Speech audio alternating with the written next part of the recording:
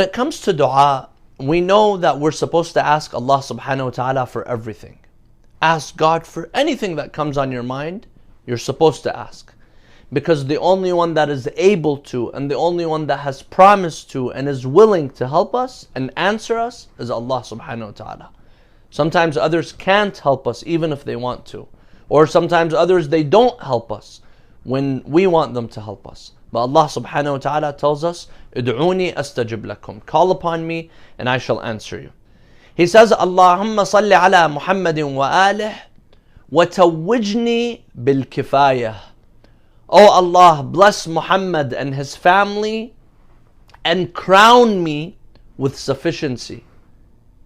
Usually who wears the taj? Who wears the crown? The king and the queen, they wear the crown. Meaning that they have so much that they put the jewelry and they decorate themselves with that which they have. The diamonds and the gold and the pearls. Well, here the Imam alayhi salam, he says, no, I don't want to be crowned with these things that will be taken away, that will go sooner or later. Crown me with sufficiency. Let me be satisfied with what you have given me. That is the greatest wealth. That is the greatest wealth that any person could ask for. If you want to do dua, if you want to ask Allah subhanahu wa ta'ala for something, ask Allah to bring you happiness with what you have. Not to give you more, and who knows if that's going to bring you happiness. We know a lot of people, they have wealth, they have children, they have land, they have cars, they have houses, and they're not happy. Typically, when are people not satisfied with what they have? People are not satisfied when they look at what others have. You see this with kids. You give a kid a toy, the kid is playing with it for hours and they're so happy with it. As soon as they see another kid's toy, what do? They throw their toy. They don't accept it anymore. They don't like it anymore. The Quran says this about adults. We see this with kids all the time, but the same thing happens with adults. You buy a house and then you see someone else bought a house. You buy a car and then you see someone else bought a car. You buy a phone and then you see a new phone comes out and you start not liking and not appreciating what you have. This is not, of course, not everyone, but this is a trait, this is a quality that many people have. Are not satisfied with what they have is because they look at others. And typically people look at others, they look at leaders. They look at role models. They look at those people who they regard as guardians. So here the Imam alayhi salam, he says, let me be satisfied. He says, Allahumma salli ala Muhammadin wa ali Muhammad wa tawwijni bil kifayah. And then the Imam alayhi salam, he says, وسمني حسن الولاية وهب لي صدق الهداية ولا تفتني بالسعة وامنحني حسن الدعة ولا تجعل عيشي كدا كدا ولا ترد دعائي علي ردا فإني لا أجعل لك ضدا ولا أدعو معك ندا. The first thing that he says after make me sufficient, he says وَسَمُّنِي حُسْنَ الْوِلَايَةِ, and place me in an excellent guardianship. What does that mean? That means, oh Allah, give me good role models. And وَهَبْ لِي صِدْقَ الْهِدَايَةِ, and give me and grant me the true guidance. Because typically, we look at what's in the hands of others, our role models, our leaders, and then we are not happy with what we have. So the Imam says, oh Allah, I want to be satisfied, but I want to have good guardianship. I want to have a good leader, a good role model who will guide me, who will show me the way. And this is a very important point. We need to have good leaders, good role models who teach us that wealth is not what brings satisfaction. Being content. Our role models, like the Imams of the Ahlul Bayt alayhim salam, because of looking at this life and looking at Hollywood and the pleasures of this life, people want to collect more.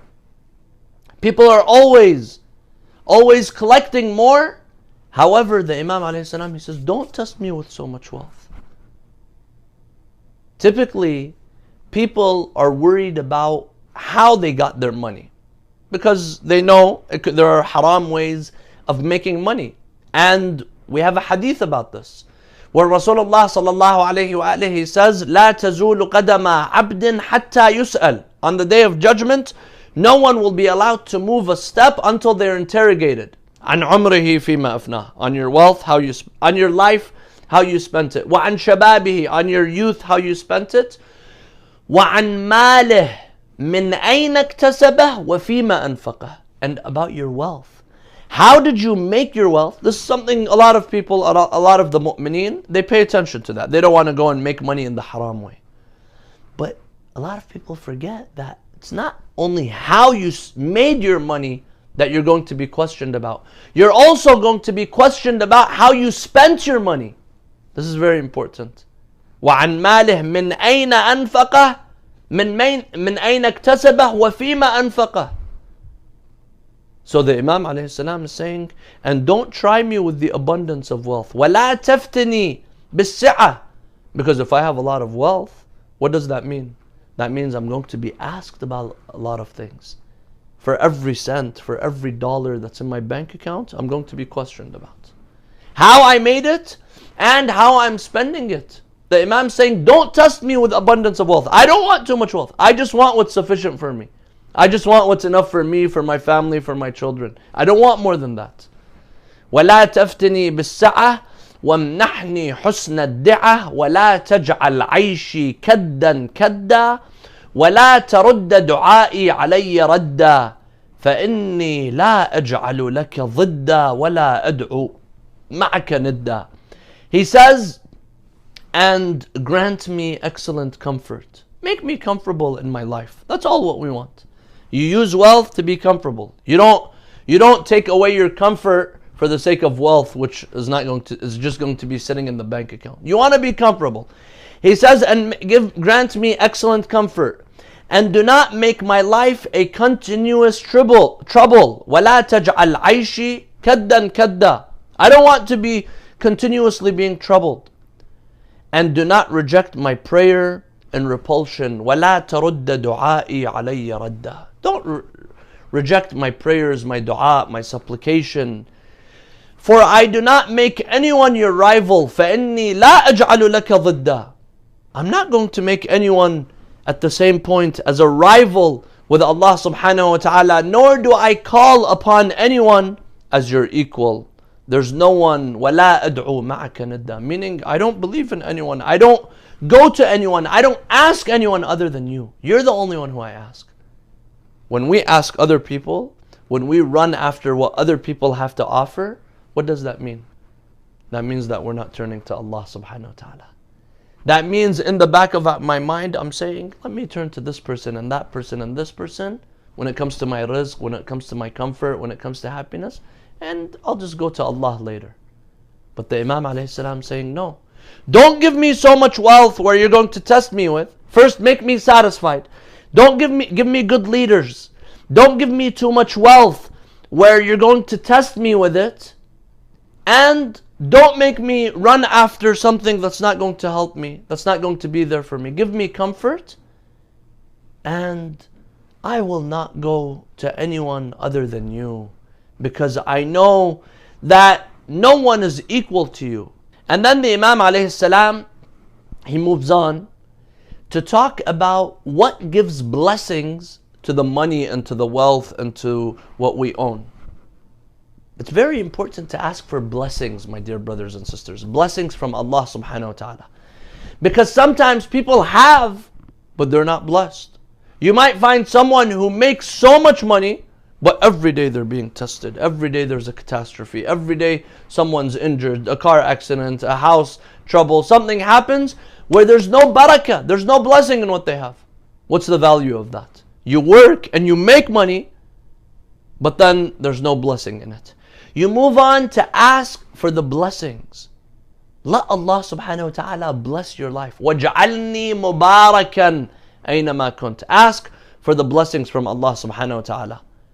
Here the Imam says, Allahumma salli ala Muhammadin wa alih, وَامْنَعْنِي مِنَ السَّرَفِ وحصن رزقي من التلف ووفر ملكتي بالبركة فيه وأصيب بي سبيل الهداية للبر فيما أنفق منه. He says, Allahumma salli ala Muhammadin wa alih. Oh Allah, bless Muhammad and his family. وَامْنَعْنِي مِنَ السَّرَفِ, and prevent me from extravagance. My dear brothers and sisters, extravagance takes away the barakah from your life. What's extravagance? Extravagance is spending more than what you need. You don't need that right now. People who are extravagant, they go to israf. Israf meaning you could eat one plate, you go and you eat 2 plates. And there's something that's worse than israf, worse than extravagance, and that which most of the times people who are extravagant, they fall in that. What is that? That's wasting. Tabdhir.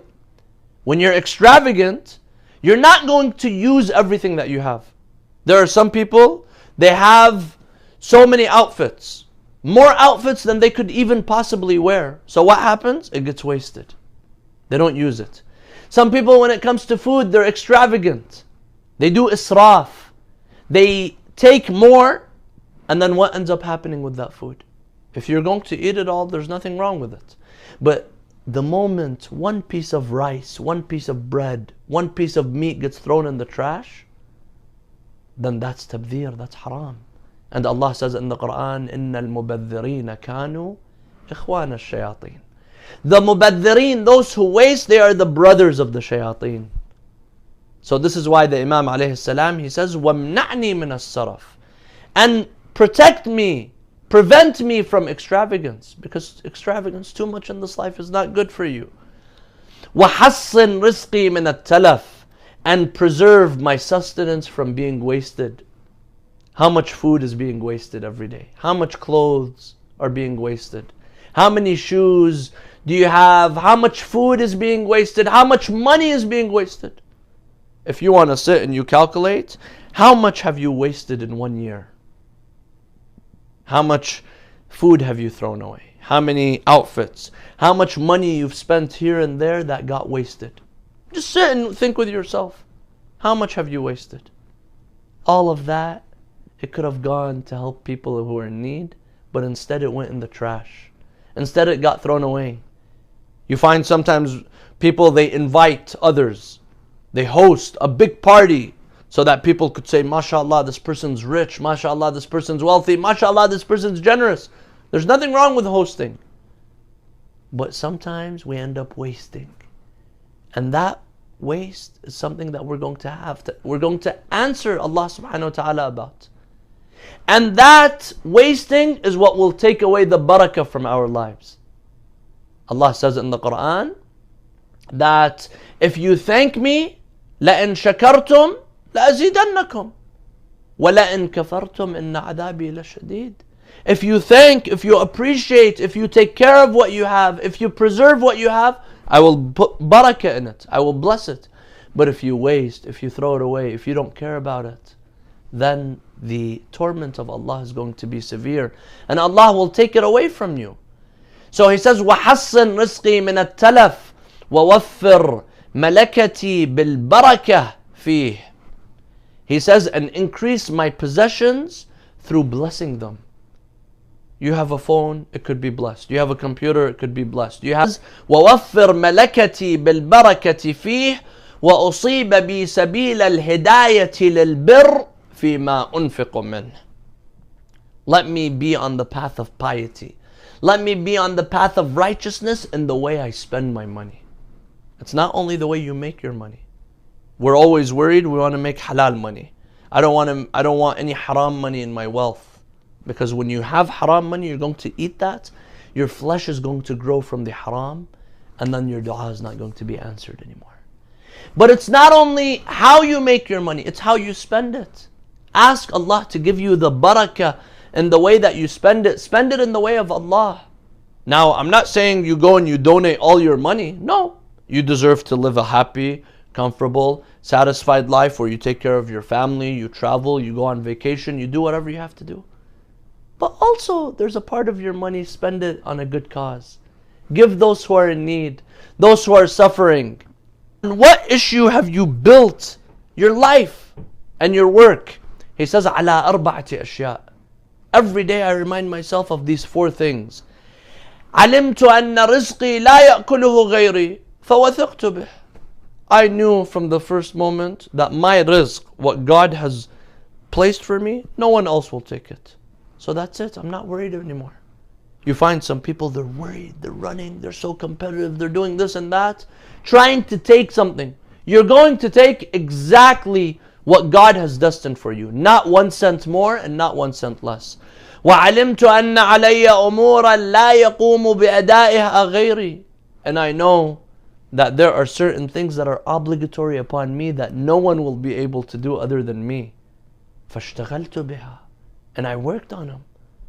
Today, my dear brothers and sisters, when it comes to wealth, some people are willing to sacrifice their faith, sacrifice their family, sacrifice their household, sacrifice relationships. Why? To run after wealth. The Imam says, I know that there are certain things that I'm going to be asked about. No one is going to be able to fulfill these things other than me. So, فَاشْتَغَلْتُ بِهَا. So I focused on these things. وَعَلِمْتُ أَنَّ الْمَوْتِ يَأْخُذَنِي بَغْتَةً فَاسْتَعْدَدْتُ لَهُ. And I realized that death comes by surprise. Death doesn't give warnings. Even though it does give warnings when you see other people. But it comes. You're not going to have the angel of death send you a notification a year, 2 years, 3 years, or a few months before. No, it just comes. No one knows when they die. So he says, so I prepared myself for death. وَعَلِمْتُ أَنَّ اللَّهَ مُطَّلِعٌ عَلَيَّ فَاسْتَحْيَيْتُ مِنْهُ. And I realized that God is watching me. So I'm embarrassed of God. But when it comes to rizq, when it comes to running after the comfort of this life, sometimes we forget these things. And the Imams, they remind us through the dua, through their words. And then the Imam alayhi salam continues in Dua Makarimul Akhlaq. He says, Allahumma salli ala Muhammadin wa alih wakfini ma'unat al-iktisab warzuqni min ghayr ihtisab. فلا أشتغل عن عبادتك بالطلب ولا أحتمل إصر تبعات المكسب. He says, O Allah, bless Muhammad and his family and spare me the burden of earning. He says, وَكْفِنِي مَؤُونَةَ الْإِكْتِسَابِ. Meaning, sometimes I have to keep running to earn $1 single. I have to run for it. He says, Oh Allah, spare me that. You send your rizq to me. Now that doesn't mean that I don't have to work. You have to work. But I don't want to be always worried about every single dollar and cent that comes in my bank account. وَكْفِنِي مَؤُونَةَ الْإِكْتِسَابِ وَارْزُقْنِي مِنْ غَيْرِ احْتِسَابِ. And provide me without measure. There are some people, they're very greedy. They'll only give you for what you did, they're going to give you. You worked for 1 minute, they're going to give you 1 minute. You stopped working, you were 1 minute shorter, they keep measuring. This is how people are. But Allah subhanahu wa ta'ala, Allah is able to give you without anything. Allah just opens the doors of blessing upon a person. So he says, and provide for me without measure. Of course, who does Allah give that to? Allah tells us in the Quran, وَمَنْ يَتَّقِ اللَّهِ يَجْعَلْ لَهُ مَخْرَجًا وَيَرْزُقْهُ مِنْ حَيْثُ لَا يَحْتَسِبْ. مِنْ حَيْثُ لَا يَحْتَسِبْ. The one who has taqwa, is God conscious, Allah subhanahu wa ta'ala will create a solution for this person, for every problem that this person faces, and the rizq will come to this person in a way that this person does not even take to account for. Meaning without measure, the rizq will come to you. So he says, وَارْزُقْنِي مِنْ غَيْرِ احْتِسَابٍ فَلَا أَشْتَغِلَ عَنْ عِبَادَتِكَ بِالطَّلَبِ. So that the seeking of sustenance should not distract me from your worship. See, this is the goal of the Imam. The goal is to worship God, because that's our goal in life. وَمَا خَلَقْتُ الْجِنَّ وَالْإِنسِ إِلَّا لِيَعْبُدُونَ. Our purpose in this life is to seek the satisfaction of Allah subhanahu wa ta'ala.